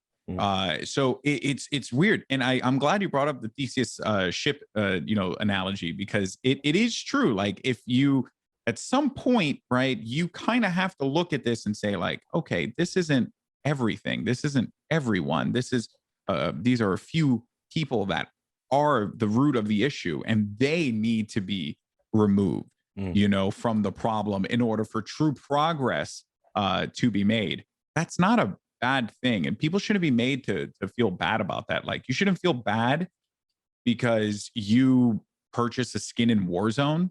Like, if you like the game and you want to support the devs, do it. Because if not doing so, who knows what could happen? Like, and I'm not saying that's a perfect situation or a perfect analogy. It's just that, again, there's so much nuance that but there are clear things that you can say, this is bad and it needs to change. And then there are other things where you can look at and say, like, well, I mean, I enjoy this product. Is it bad that I do? I don't know. It's a tough one. It's a tough cookie to crumble. I've done something similar, because I did like a video where I was talking about the one thing I really fucking hate is when corporations in America pretend to have like a social conscience. I fucking despise it. And I went through a bunch of corporations where it's like, they say the slogan of the week and pretend to care about humanity, and then, oh look, they're using minerals from slave labor where 8-year-old African kids get killed in mine collapses, or they're using cotton farmed in the Xinjiang region, or whatever it is. And so I did a long list of that, but I think, sure, while that's illustrative of one thing, the other thing it's illustrative of, unfortunately, if you are a Western consumer and you want to have all of the little mod cons that we all take for granted, it's very difficult these days to ethically consume everything that you do consume. And if you put yourself in a space where you very publicly say, well, this company did this, so I will not support that company, remember, you are probably supporting another 10 companies that probably do as equally evil things. Same thing. And all or the exact same thing. Yeah. And all you're going to do there is mindfuck yourself. So it's like, definitely be socially aware, definitely vote with your wallet. But I also do sort of believe that there's no real way to walk through life anymore, as complex as it is. Yeah. Walking this completely coherent ethical line. I just don't think it's possible, sadly. Think about it like this, bro, right? Like, that company that is doing that unethical thing will merely just spin off a new company and rebrand their product, and then do everything that they can to distance themselves from it, so that this way they could continue to benefit from it. And it will take, digging to find out that this thing is connected. Because there's that whole the world's ran by 7 corporations type of deal, right? And you don't become a billionaire by doing ethical things. I'm sorry. No. It's very, very, like, if you are, well done, but there's a reason why almost every single rich asshole who is past his time decides to go into philanthropy, because they've realized that they've done a lot of bad stuff and then they got to clear their conscience one way somehow. So that's just. I even heard it's more cynical than that. I've heard philanthropy is where the real money's at. Oh yeah, also too, because then you also get great tax breaks. Like that's what I'm saying, man. Like there's just no. Even like talking about it sounds really depressing. But I'll tell you this much, and to anyone else who cares, I would say the most important thing that you can do is just do right by others, do right by yourself. Just be a decent person, and that's really all we can do, right? And like you said, vote with your wallet, right? If you have an issue, make your issue known. It's perfectly fine. The only thing they listen to. Exactly, right? So you can tweet all you want, but the only reason they act on those tweets is because they're scared you're going to vote with your wallet. So it's all the same shit. to kind of even like bring it to an esports thing, right? Like recently, right? Activision announced or CDL rather announced some changes that they're doing to the league for the next season. And it was only because people expressed their clear disdain for the direction that things were going in. And then they made the statement, and then you go on like COD competitive Reddit or something like that. And then the first thing I see is, oh, well, this is very clearly a PR statement. It's like, yeah, no shit, Sherlock. Of course, it's exactly a PR statement. Yeah. It's public relations. That's just what it is. Like, what were you expecting? Like, or what, did you need like them to like just completely dump on themselves for 8 minutes? Like, no, they're not. No one's gonna do that. Like, everyone wants the personalized apology and the self-flagellation and the moment. Like, I'm so sorry, Dark Jedi Slayer. We didn't make this format for you. It's like, screw you, man. Like, you know, like that's never happening because again, they don't care about you. They care about the money and the numbers. Yes. Because they have a product to create. And who knows, maybe there are people there that genuinely do care about the thing that they're making. And I believe that there are people there that care about the product that they're putting forward for CDL or Overwatch League or VCT or whatever, right? Whatever acronym you want to put together. Like, I'm almost certain that there are people there who genuinely care about the things that they are doing. But to just like see a statement be made and then your first reaction to be like, I don't believe this for a word. This is just PR bullshit. It's like, yeah, no shit. It is PR. It is PR garbage. They have to do that because they recognize that their consumer base is angry about the things that are going on. And the people who care went there and said, hey, this is bad and we have to change this. And then they managed to convince some bozo who's at the top, we got to do this. And then they did it. And then that's that. It's like, I mean, I don't know how else really to break it down. Right. But you know, people want to be angry about what they want to be angry about. That's just the nature of the beast. So with that in mind, again, bringing it back to esports, the Overwatch League, obviously, it's had a ton of problems. You know, and you already talked a bit about how, and again, I agree with you. I think one of the biggest mistakes they made was kind of like kill off all the grassroots and try and force it to be an S tier esport with no like supporting, you know, infrastructure or feed up, you know, and also as well, like having publicly said stuff like, you know, they've got like, you know, 80,000 potential professional players or whatever the ridiculous number was. And it's like, yo, bro, this ain't it, because it's saying that the current crop is replaceable. So, you know, are you a bit saddened by the way the Overwatch League has kind of plateaued, or did you, like me, kind of view where it's at right now as an inevitability? I think a few things affected Overwatch. And there were things that were out of their scope. I do believe that COVID affected them the worst out of anyone else. Their whole structure was built around this home series type of model, right? And even though that model pivoted multiple times to what ended up becoming the home stands, rather not home series, that was COD, but home stand model, same crap, for both games. You know, I mean, that really sucked. I mean, think about it like this: they launched the CDL in the middle of the pandemic. You know what I mean? Like we had a few events and then 2020 hit and it was like, whoop, right back to where we started, which was online tournaments to begin with. So yeah, it really, really did affect Overwatch League negatively because their whole thing was built upon that. That being said, do I think that the homestand model would have been ultra successful? I think in some markets it would have, and in other markets it was not going to be particularly great. And if anything, kind of bailed out a few of those organizations that weren't wholly invested in their squads to begin with. So there was a moment of respite there for them, but then there's the harsh reality of like, how do you make this thing work? And they had to pivot greatly in order to do so. Then, you know, you go back and you look at what happened with the formation of the league to begin with, and how we essentially killed the base, the structure that was starting to form underneath it.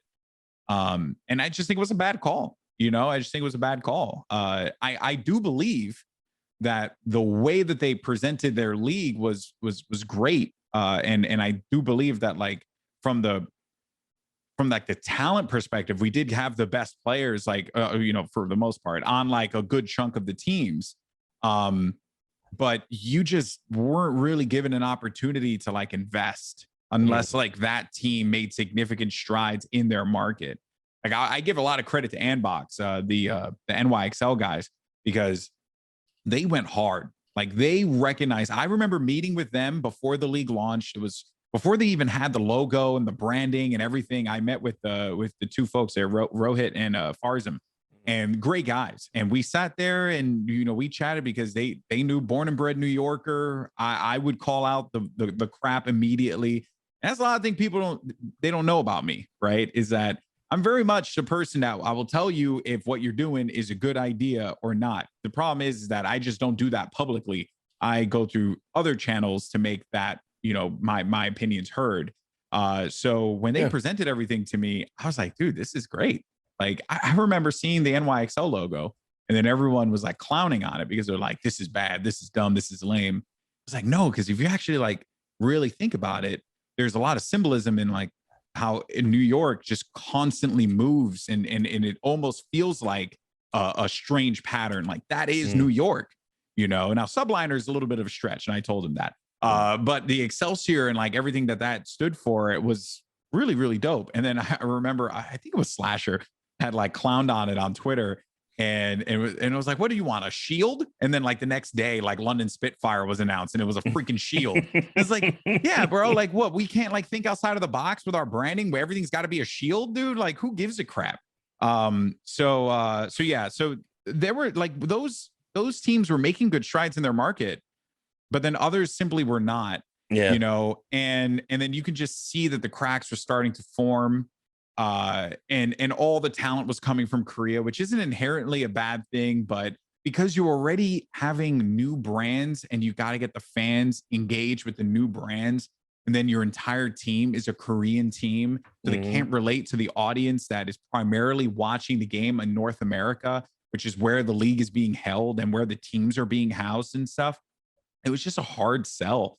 Whereas you probably could have gotten away with it if it was, instead of the London Spitfire, it was Cloud9. You probably could have gotten away with it. But I mean, just why ownership? Why that point? Because I know I remember that at the time I saw all the drama of somebody had said it is hard. Just made your point essentially. It is hard to get people to invest in a team where it's all Korean players and they don't do interviews.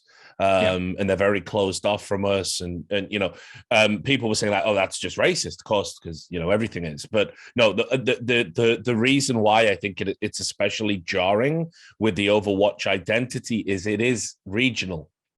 Yeah, it's regional, and I can tell you from soccer, obviously there is no a soccer team, 11 players on a field, people from all over the world. South America, like every country, you name it, right? The best players come and play in the Premier League. I support Newcastle United. We're probably getting relegated, whatever. But but the reality is, you love the hometown heroes. Yeah. You love Alan Shearer coming back to play for Newcastle, a lad who literally grew up in the terraces. That fucking narrative is so seductive because it's your fantasy. Connects with you. Exactly. And it's happening for you. Now, unfortunately, and it's a fundamental human problem, and it's probably a trait we will not have in 1,000 years, right? When we're all floating around on discs and we're just brains in jars or whatever the fuck. But the reality is, as things stand now, because of that aspirational aspect to esports, we do put ourselves in the shoes of the player, and the easier it is to do that, the more seductive it is, and the easier it is to be a fan. And it's got nothing to do with people don't like Koreans, bro. How could you even be an esports fan and feel that way? Like, that would be fucking so dumb. That'd be ridiculous. Yeah, you're in the wrong fucking place, bro. Like, but it's obviously, imagine if you were from London and there was a UK player who grew up in London and he was the captain of the Spitfire. Dude, it would just be an easier sell for the fans. That's all. For the casuals, because I've had this discussion with Duncan before. He's like, I never fuck with that thinking. I just want to see the best players. And I'm like, yeah, bro, you're what we call a purist. Not everybody is. And so, I totally agree with you. I think trying to frame that argument as anything insidious, I think that's really disingenuous, and And it's a shame. It's just a shame that there wasn't a more, a broader selection of talent, let's say, across the I world. think that the route they should have gone was the World Cup format, because it was very clear that that was working. Like that first Overwatch World Cup will always be something that stays in the back of my mind. We traveled from country to country, covering all of these teams, representing all of their regions. There was one team that had like home field territory. You were seeing genuine fan reactions, like that was really cool. And to me, that was the thing that actually sold me on the Overwatch League, funny enough, because I was in Sydney, Australia, doing the Sydney World Cup event, and it was Australia versus Japan. Okay. And both teams in the scope of like skill, like Korea and US, France, like they were all pretty far above Australia and Japan. But it was such a good game because you were seeing this Australian team play for their people, in front of their people, and this Japanese squad coming from another land, and people, no one knowing who the hell they were, but yet they managed to win over some fans in the crowd because of their quirkiness and fun personality. And you see these two teams clash for the last spot to qualify for BlizzCon. It's like, bro, that was a great freaking match, top to bottom. It was high tier quality content because there was investment. There was a story going into it. You believed it. And I think that ultimately was the blunder, was not investing more into that, letting the Cloud9s and the Envies and Fanatics of the world operate their teams, doing big tournaments for Overwatch. And then we have this big ass collection of the best players of the world playing for the World Cup every single year. It could have been a brilliant recipe to make Overwatch into a long-standing success. But instead, they wanted to get a couple million from Bobby Kraft. And that was ultimately where I ended up going. And I think that really breaks my heart because there was a lot of potential there. Yeah, sure. The game was like tough as hell to watch. And that's a completely different problem. But it was that structure that I thought was so freaking cool. And then, it just went away. It just sucks that it happened that way. Yeah, look, I just to put a pin in the Overwatch stuff, the thing that always frustrated me, I mean, back before all the horrific shit came out about Activision Blizzard, because I used to be in their circle, I used to know the executives and used to know the esports team, knew a ton of Blizzard employees. They used to send me little gifts and goodie bags. And, I used to joke, like, you think this means you're getting a good review, you can fuck off, and we had a real good rapport. And then basically I told them, I started giving them input on some of the esports product. I told them Heroes of the Storm wasn't going to work. I told them the format that they were doing for StarCraft was going to essentially kill it as a tier 1 esport. And they really resented it. And then what I started to notice was there was this shift where they just got so unbelievably stubborn about feedback. I've seen this with a lot of games developers. We know best. It's our product. It's our vision. We're going to do it our way. And it's like, okay, but you do understand there's millions of people invested in your ecosystem succeeding, right? Yeah. We're not saying it because we're a competitor. We're saying it because we're a partner. And Activision Blizzard used to reject all that shit completely, out of turn. And so, I agree. I think the frustrating thing is that anyone who knew about endemic esports and listened to the passion in your voice when you're talking about grassroots, and I'm the same, gives me a smile on my face, even though you're talking about some bumfuck Overwatch game, because that's the esports I know. And it's like, Activision Blizzard wouldn't listen to that. Yeah. And there's a few things, right? Firstly, you got people who are, they come into it with their perspective of the, like the outside sports or entertainment world, right? There's actually a really funny story that I'll tell after this about a guy I met who produced the X Games. And then tried to tell me how to talk to Halo players. And I was just like, huh? But I'll say that afterwards.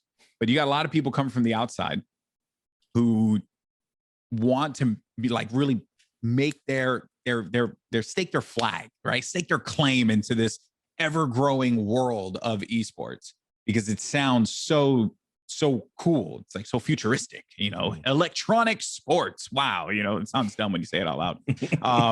I always hated the term esports, by the way. Never really a big fan of it. But it's a term, we accept it. Yeah. So they want to do this, and they're very much going on. They're beating to the sound of their own drum. So when one of us goes to them and says, "Hey, I don't think this is a particularly great idea," the immediate response, rather than analyzing and then saying, "Okay, how can we take your perspective and my ideas and combine it together?" It's no. You're just entrenched in your ways, and you do not see past, like what you're used to. But once you see what I'm doing, oh, you'll learn today, and then you'll give me the respect I deserve. It's like, sure, maybe that works out, but let's be real. There's a reason why some games last a really long time and other games go the way of the dodo. Like there's a reason why this happens, and it's because most times they're just not listening to what the people on the ground are saying, because they're up on top of their ivory tower seeing the sausage being made, and they're like, I know this is going to be good. It's like, no, man, like you got to step away for a moment and look at the different things. That's why I love the fact that I get to work in a lot of different games, because I see what works and what doesn't work. And dude, like the amount of people that are in positions of power that just have no freaking idea what they're doing, it's startling. It's really startling. And I want to go to them and say, I can help you. Please just listen to me. I'm not trying to tell you to do it the old ways. I'm just trying to help you do it a better way. And they just don't want to, because it's, as you said, it's their game, it's their product. It's just sad, man, because it's like, I'm like you, I want it all to succeed, really. I ain't snooty about, like, I don't give a fuck if it's mobile. I don't give a, I went to an Angry Birds tournament in Finland, for fuck's sake. So I'm sure this shit was dope. Dude, it was a good time. You know what I mean? It's like, listen, me and all the CS boys, because they were all went through playing that Clash Royale. And obviously that's got an esports scene. And we were like, I was like, bro, what if we just go to like fucking ESL or someone and say like, host a Clash Royale tournament and we'll fucking commentate on it for like, reduced fees? Because we were just all in a group and playing it and having fun. I don't care. I don't care what the game is, I did a tweet about Farming Simulator. Oh, did you see that? Game. Great game. Did you see the esports that they have? Incredible, bro. Like, oh, dude, it's that blew my mind. There's a clip of a guy like saying, and he's using the John Deere here to like bale his hay, and like he's like doing the whole thing about like, because it's like how many hay bales you do in like 5 minutes or something. Bro, it's. I love this shit. I really it's incredible. Do. That is what keeps me excited about the business, really.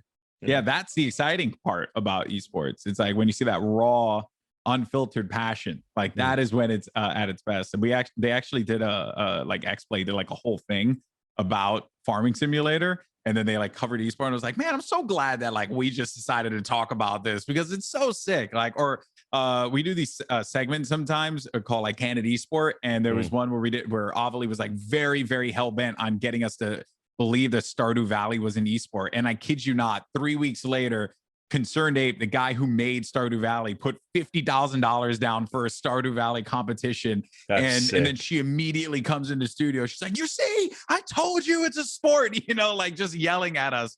But hey, like that's the beauty of it, man. Yeah. It's just, that we can never lose that passion for esports.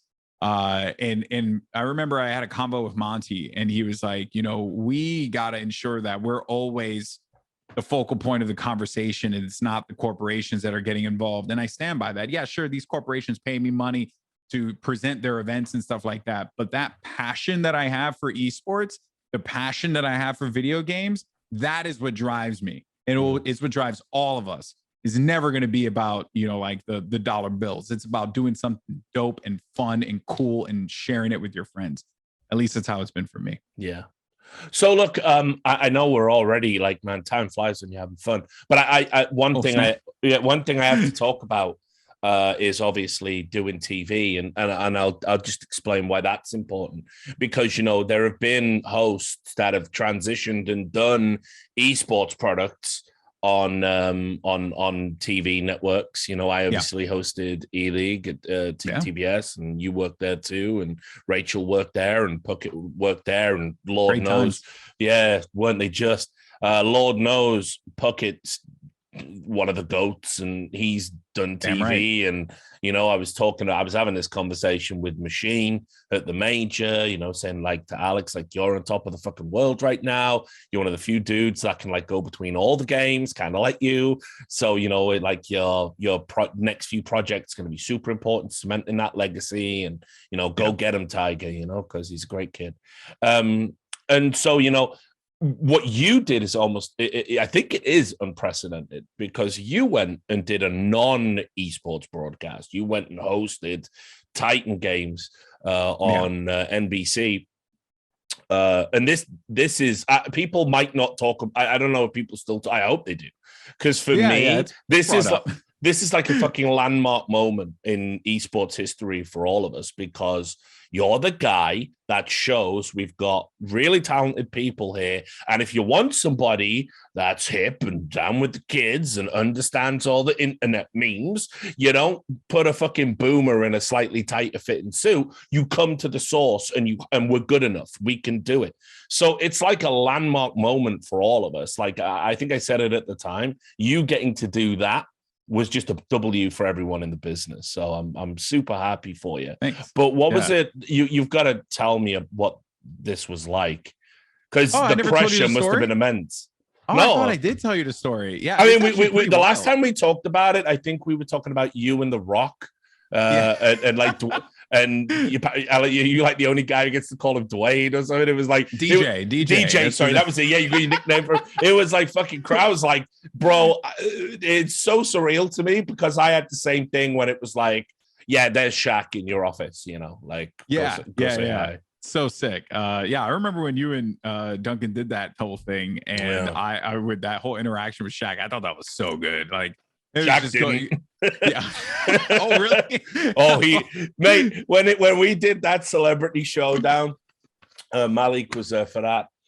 When we did that celebrity showdown, he came on. He kept asking me, he kept calling him Thorn instead of Thorin.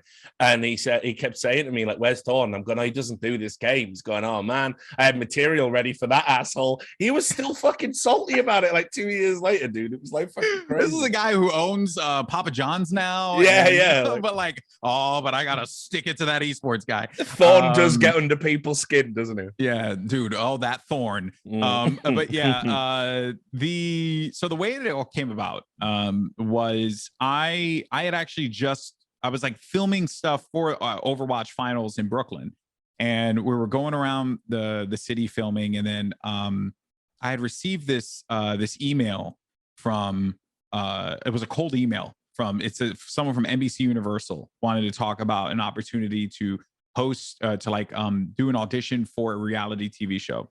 Right. And I was like, cool, this has to be a prank, but that's fine. So my manager Kurt, he like tackled it down. Yeah, salt of the earth, man. Love that dude. And he went and hunted it down and confirmed that no, it was not a prank that my friends were putting on me. This is very much real. And then we jumped into a call like a day later or something like that, still filming this thing. And then she was like, yeah, so we're doing this physical competition reality show called the Titan Games, and we're very excited about it because we think it's going to be a big tentpole show for NBC. And also, the host of the show is going to be Dwayne Johnson. She's like casually just like moved on from it. And I was like, oh, do you mean The Rock? And she's like, yeah, have you heard of him? I was like, yes, I've heard of him. Like, what do you mean? Of course I have. I think she was trying to play it down. But yeah, I was losing my mind being such a massive fan of professional wrestling. So then we just started continuing to have the conversations. And then they circled back around. I was doing HCS New Orleans at the time, and I was in an Airbnb with my friends, with all the Halo casters. And some of the 343 people were just chilling out, right? Drinking, playing board games and stuff. And then Kurt calls me. He's like, hey, random thing. Can you be in LA tomorrow? I was like, no, I'm at I'm at an Airbnb with Bravo and Walshy and the rest of the crew. And he's like, well, Titan Games, like the NBC wants you to fly out to do some reads with some people for the show. I was like, oh shit. But I said, hey, but my wife is with me, so I can't just like abandon her and go to LA. They were like, NBC knows that they're going to pay for everything. Sweet. So they ended up paying for a first class flight for me and my wife to fly from New Orleans to LA. It was like our second first class flight ever. The other one I got luckily upgraded when we flew to Japan one time. Great experience. And we flew over and we were just like blown away. We were staying at the Universal Hotel right next to Universal Studios. Like they gave us passes to go to Universal. Like, it was so sick. I was like, what the hell? This is like not normal, right? Like, and then I went and I did reads with a few people. Like Carrie Champion was one of them at the time. There was oh my god, it was a few athletes that I read with. And they kept me there the whole day reading with like a whole bunch of athletes. And then they just flat out was like, we like you. We think that this is something that can come about. And then I was like blown away. And I said, I don't understand how this is happening or why that I'm here. And I know this isn't a thing that people do in Hollywood, but I come from esports where everything's pretty upfront. So I just need to know, why the hell did you guys call me? And they said, oh yeah, no one told you? It's actually a pretty funny story. We're watching the Fortnite Pro-Am, and Hiram Garcia, I believe who's Danny Garcia, who's the ex-wife of Dwayne Johnson, her brother was watching it, and they were looking for like a new voice for the show. And then like Hiram was like, well, I know about esports, and there are a lot of really good people in esports. So then they just waited for the next big esports event, which just so happened to have been the Fortnite Pro-Am, because everyone was talking about Fortnite at the time. And I happened to be there, and they saw me and they liked my play-by-play. So they said, we want to bring that guy in. And then they brought me in for it. Yeah. And all the athletes, like none of it worked with the athletes. They did not like any of the athletes that were reading, or not that they didn't like them. They just felt like it wasn't a fit. So then they said, would you be open to, there's another guy that we're thinking about bringing on board, but he's a play-by-play like you. Do you think you can make it work? So then here I am in another wild ass experience. I'm in New York back home, and I get the call to go to 30 Rock and to go read with Liam McHugh, who's currently the anchor for all the NHL shows right now. And I walked through the Jimmy Fallon set, the SNL set. I walked into the back. Like, it was fucking surreal, bro. Like, I couldn't believe what I was looking at. And I sat in this random room where these producers were set up on a laptop. And then me and Liam read some American Ninja Warrior clips for like an hour. And then, I kid you not, Richard, 30 minutes later, I'm sitting, I was like reflecting. I was having a bagel and I was sitting down. I was like, what the hell did I just do? Yeah, and what the fuck is going on? Like, I'm so confused, man. And then I get a call from Arthur Smith, who's like prolific in Hollywood. And he calls me directly. He's like, we want to offer you the deal for Titan Games, man. Do you want it? I was like, yes, bro. Are you kidding me? Of course I do. So then there I was in LA, at Irwindale Motor Speedway, watching this massive set be constructed. And I'm there doing this show with Dwayne Johnson. It just blew my mind, man. I don't even know how it came about, but you know, like, the universe wanted it to happen. So I just rolled with it. And I'm very grateful that I did. Met some incredible people out of that, people I still keep in touch with to this day. And it was cool to show the world that, you know, like, we are legit, right? Like, we know that we're legit. We know in some instances we're better than the people that are doing it right now, you know, on TV every single day. So it was nice to finally get that that confirmation, you know. Shout out to Joe Buck. you know, if you ever get a chance to talk to ZP, ask his opinions on Joe Buck. I don't know if you know CP, he's the Overwatch guy. Yeah, dude, we talked, man. I haven't caught up with him this year. Ask him his opinions on Joe Buck. He will give you a freaking paragraph on why he doesn't like Joe Buck as a commentator. It's great. It's probably one of my favorite things to rile him up on, because I'll listen to something like, CP, Joe Buck's really good. He's like, oh God, let me tell you 50 reasons why Joe Buck sucks, and then he goes into it. Feel bad for Joe, but yeah, you got to. No, I mean, dude, it's like. But what about just in because I don't know about you. I don't get nervous when I do esports events anymore. Yeah. I definitely did the first few times. I had a little bit of butterflies when I came back for the major, but that went after day one. Yeah. When I did E-League, I nearly fucking puked. It was fucking... I mean, it was nerve-wracking. I remember that, bro. I was dripping in sweat. When they said, it's live TV, you're just out there flying, and yeah, if you say the wrong thing, it's over before it's began. So the pressure was killing me, and just wanting to do a good job. Like, bro, I nearly fucking broke down in tears. After that episode, I was fucking, I obviously wouldn't do it in front of anyone. Too pathetically macho for that. I was away. I was away from everyone.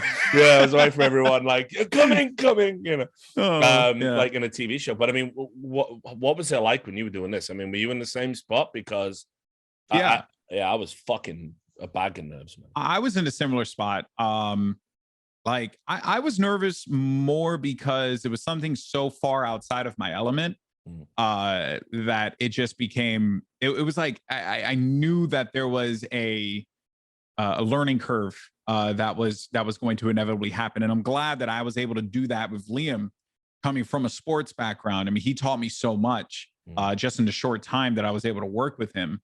I knew what they were looking for.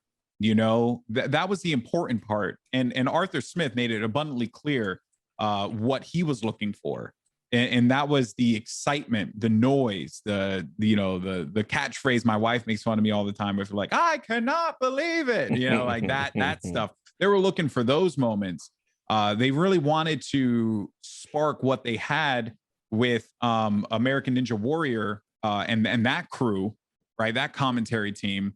They wanted to try and rekindle that again, but for this. But the difference being is that you have one of the most successful, icons in entertainment, alongside you. Like, that's not a slouch. Like, Dwayne Johnson literally is the most successful. Isn't he like the highest paid actor now as well? Yeah, it's wild, bro. Anything that this man touches is gold. There I was when he was the injured footballer Rocky Maivia, yeah, bro. Crazy, you know what I mean? The old blue chipper coming in, doing a drop kick in a tag team match and a quick tag out, right? But this man is transformative into space, and I don't say that to like blow smoke up his ass. He doesn't need that. He knows it, and on top of that, he's a damn good person to boot. So I think that kind of gave me the confidence in like knowing like, hey, if someone like him, and yeah, there could be some argument made where it's like he's got to be that way because he knows that like everyone's looking. I don't think The Rock's got to do shit, really, does he? Let's be honest. Like, he's good, but who he is genuinely who he is, right? So I think that's a very important part of it and why the show worked out so well.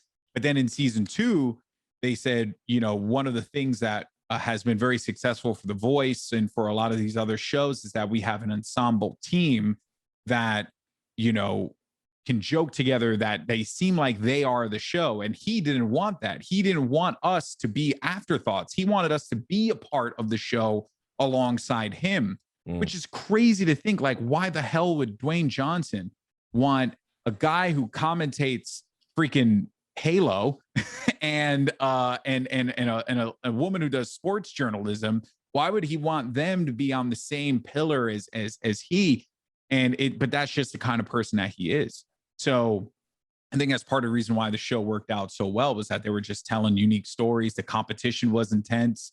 And like the commentary was exciting, and that was because the games were so good. And I think like once we got into a groove, and I actually had the privilege to be able to work with this gentleman, Steven Saylor, who he's a behind the scenes guy. He touches a lot of different things. I mean, this is the man who's responsible for a majority of the things that you've heard in American Ninja Warrior. He's the one responsible for it. So being able to work with him and learn from him made the process so easy.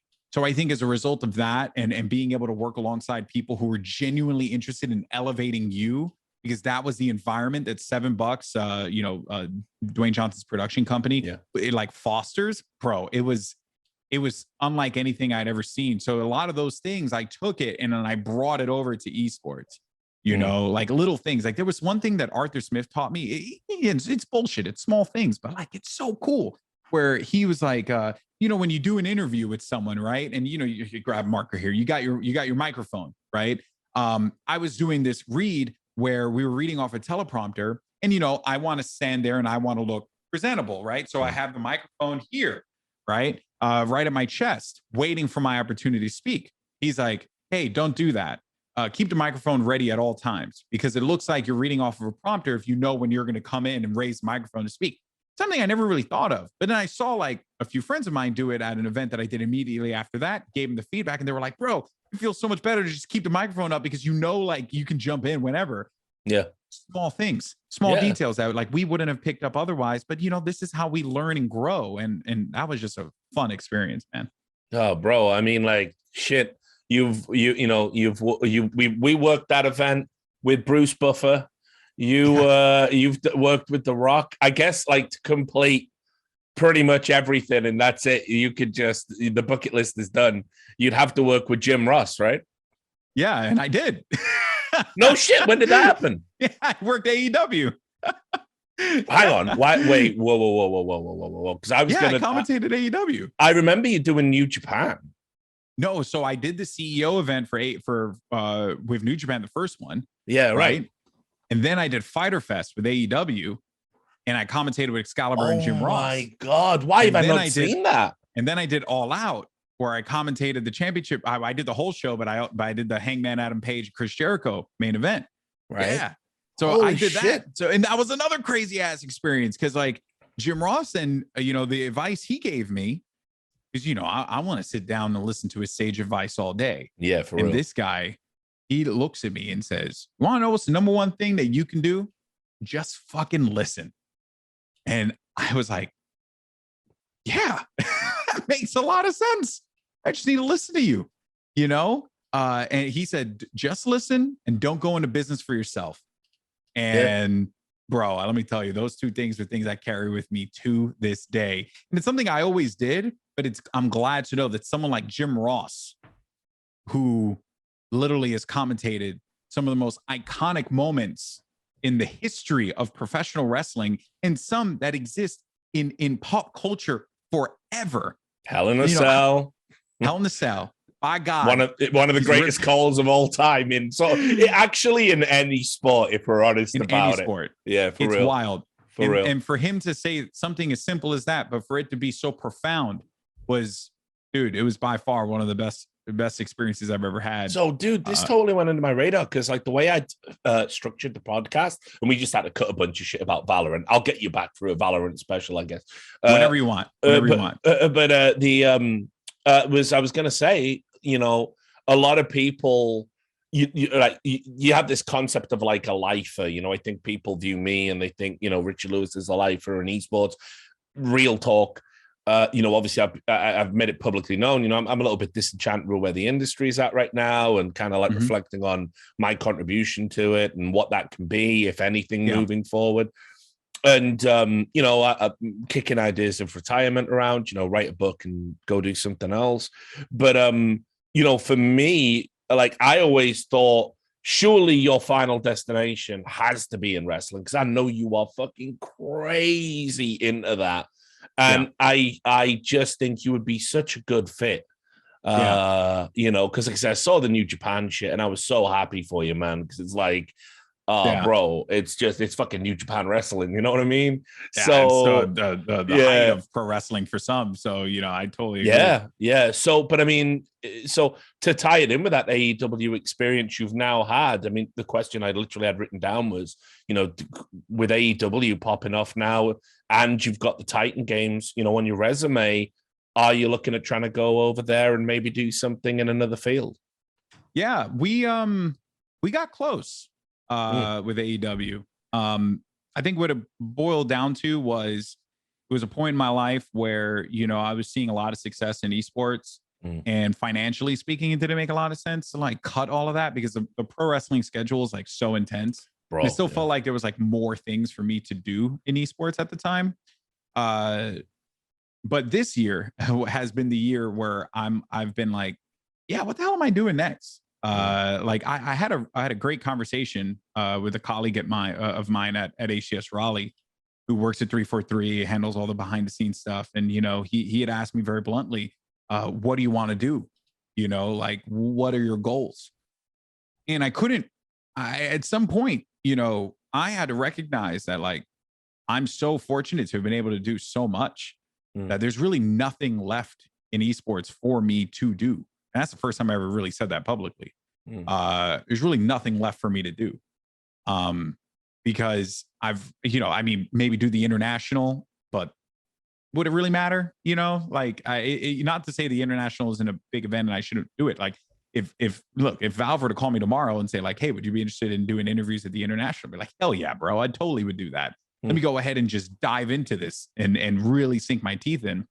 It's a prestigious event. I mean, and I've got some friends that might tell you,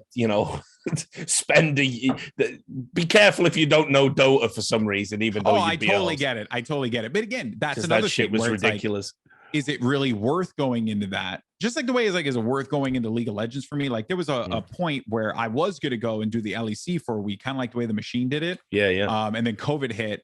And I was going to stay in Berlin for a week and just learn and soak it all in. And I wasn't really looking for anything long term. It was more like, hey, here's a guest guy who's outside of our realm that's coming in. And, it was like a cool thing that they were doing. They did it with Machine. I thought it was brilliant. And I was like, hey, I would like to, give this a try as well. And we were very close to making that happen. But then COVID hit and all of it went down the drain. But it was still like a cool thing. But beyond that, there really isn't anything left, right? Like I thought like, getting to do champions. But bro, I mean, like, there's going to be another, right? There's going to be another champions. There's going to be another big event. So, so what? I didn't get to do the first Valorant champions event. Like, I'm cool. You know what I mean? Like, I'm glad for the people that did get to do it. Like, I'm hyped up for Yinsu and that she got to do it because she freaking deserved that shit. Yeah, or that dash, showing his range and being able to step outside of League because we all know he can do it, right? As a host. Or having my boy Bala, who was at Fortnite, go over and do champions. Like that was sick, right? Like I'm so stoked for them. So I very plainly told my friend, I just want to help people succeed. And if you guys want to give me a final for an event, sure, why not? I'll do it. But I want to earn it. It doesn't matter that I've been doing this for so long. I want to earn this because I believe that is what we should all be striving for, to earn our opportunities and what we are able to do. So that kind of took him back, and he was like, "Damn, everyone would have been like, I want this, I want that," and I'm like, yeah, is And by the way, completely the wrong thing to do. I don't think they realize like over in the VCT. Well, I mean, even the established guys over in Valorant, I don't think they realize Riot's testing you. So when you don't get to go to a tournament or you don't get the role you want, guess what isn't going to help you? A fucking bitter twit longer. Yeah. That's just all you're letting Riot know when you do that shit is, is this guy, are they a team player or not? And yeah. And that's the thing, like when I just to kind of cover the briefs, we can go Valorant deeper down the line. I'd love to, by the way. Yeah, totally. But to kind of cover the Valorant bit to it, there was a point in time where I was extremely frustrated with what was going on communication wise. I literally went from casting every single event in Valorant to doing none in overnight, and I don't know what happened, and I probably will never know what happened. Maybe I wasn't good enough. I don't know. And that's fine. I just like to know, you know what I mean? So that I can improve. But hey, it is what it is, right? Like life moves on. So then I got the offer I had approached them because I said, well, I'm down to host as well. If you guys don't want me to cast, it's perfectly fine. Like dude, if Riot were to call me tomorrow and say like, hey, would you like to come back and cast Valorant? I would love to do that because I genuinely enjoyed commentating a tactical FPS. It was so outside of my realm, but it was so fun to do. And I felt like I grew a lot as a Valorant caster, but also just as a talent in general, because I learned so much about myself, doing attack FPS and having the safety net of it being a new game rather than doing Counter-Strike. So that was really nice.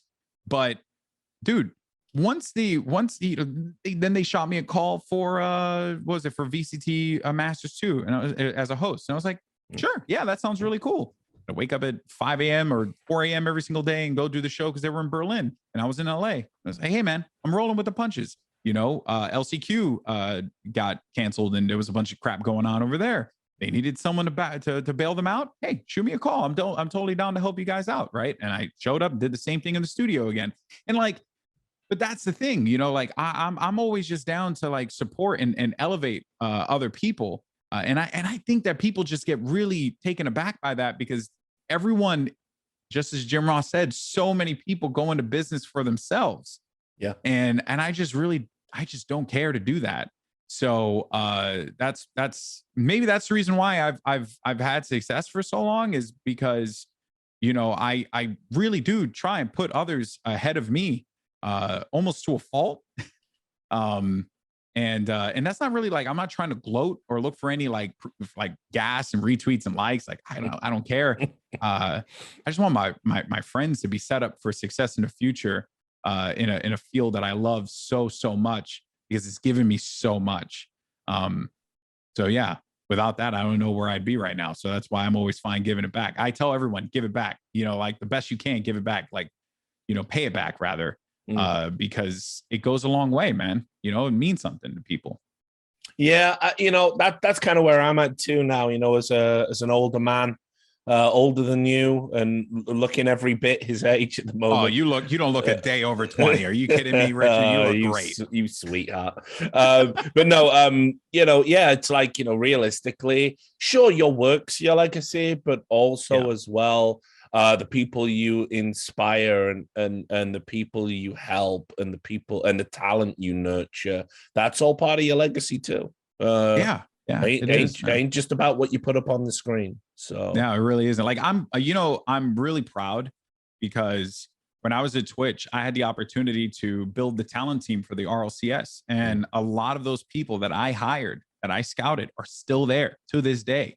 People like James Bot, Wave Punk, Gibbs. These are people that I knew that they had the gift. And even for the other ones that, like Lawler, who went away, I knew that they had something special, and they've proven it. I feel like if anything, that's my legacy. My legacy is the talent that I help bring up and like nurture and make feel welcomed in this space, because then they're going to do the same thing for the next generation, because I did that for them and they know my rule: pay it back, look out for others, help people out. Right. And that to me is such an important core tenet of like how we make esports successful in the long term. Because if we really are just a bunch of people going into business for ourselves, eventually business is going to close down and we'll be left picking up the pieces. And you don't want that to happen. So, so long as we continue to hold that in the back of our minds as we continue to build this thing out and look out for that next generation, I truly do think that we're going to be successful. But, it always goes back to doing it with respect and just basic human decency. And I think that is it. Hey man, it's not the most sexy thing, but and maybe some people are going to think it's super cringe, but I don't give a shit. Like, we're both too old for cringe.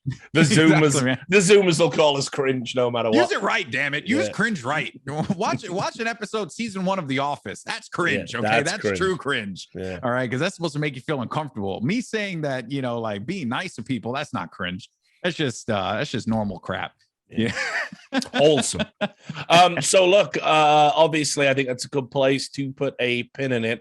But before we go, obviously, you've got your programming over on G4 currently. Yeah. Any other projects or anything coming up that you want to plug? I stream regularly. So if anyone ever wants to come through and chat, always welcome to meet new people and chat with new folks. Yeah, I mean, we're very, very excited about, the stuff at G4. It is very crazy to be doing something like this, that it existed 10 years ago. And there's a lot of learnings and a lot of lessons that are being learned on the fly.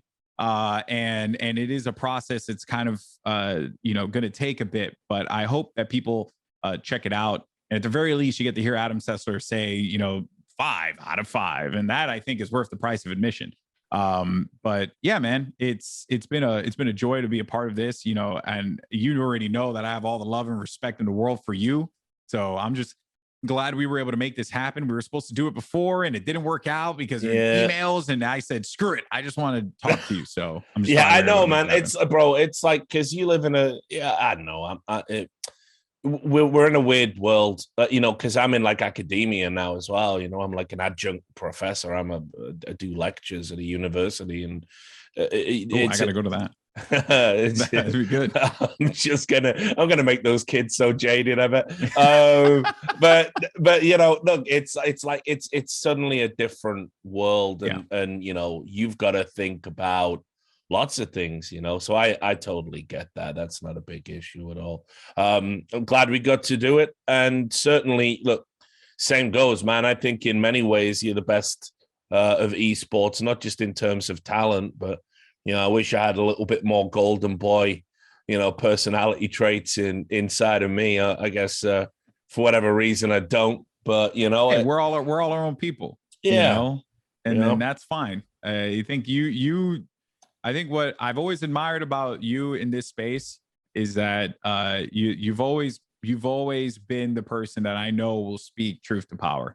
And I really do value that. And I think that it is something that, oftentimes is forgotten about. And I know some people feel like I may not be that person, but I've never really been that person, because I don't know how to put those words together the way that you know how to.